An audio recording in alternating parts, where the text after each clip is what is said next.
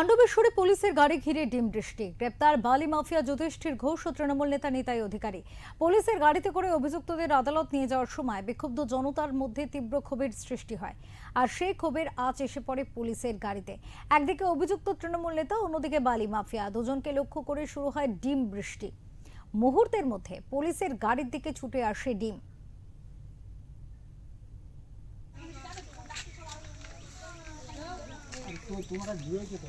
একের পর এক ডিম ছুড়ে উপস্থিত জনতা। জানা গিয়েছে 2002 সালের একটি পুরনো মামলায় জড়িয়ে জারি থাকা গ্রেপ্তারি পরোয়ানার ভিত্তিতে বালি ব্যবসায়ী তথা অভিযুক্ত বালি মাফিয়া যুধিষ্ঠির ঘোষকে গ্রেপ্তার করেছে পাণ্ডবেশ্বর থানার পুলিশ। অন্যদিকে 2026 সালের বিধানসভা নির্বাচনকে কেন্দ্র করে এলাকায় সন্ত্রাস সৃষ্টি, হুমকি, বোমাবাজির অভিযোগে তৃণমূল নেতা তথা পেশায় স্কুল শিক্ষক নিতাই ওরফে নিতু অধিকারীকেও গ্রেপ্তার করা হয়েছে।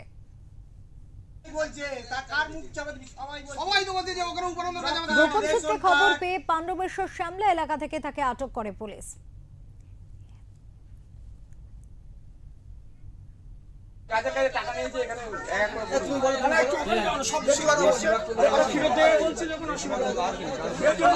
কত টাকা? দুটো ঘরে 24,000। কতদিন আগে এসেছিল ঘর?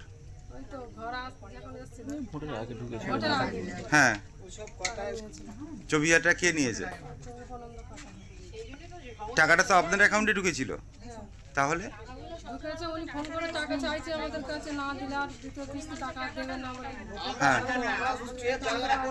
হ্যাঁ।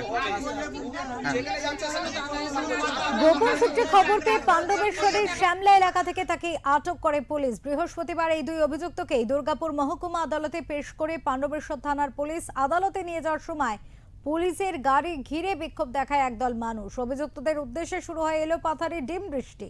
ঘটনা এলাকায় ব্যাপক চাঞ্চল্যের সৃষ্টি হয়।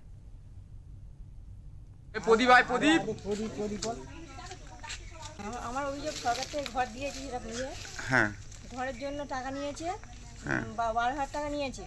প্রথম 2,000 টাকা নিয়েছে, ফের 10,000 টাকা নিয়েছে। বললো আমার ফের 3,000 টাকা দিতে হবে, কি এর থেকে বেশিও দিতে হয়, 20,000 টাকাও দিতে পারে, এরকম বলেছে।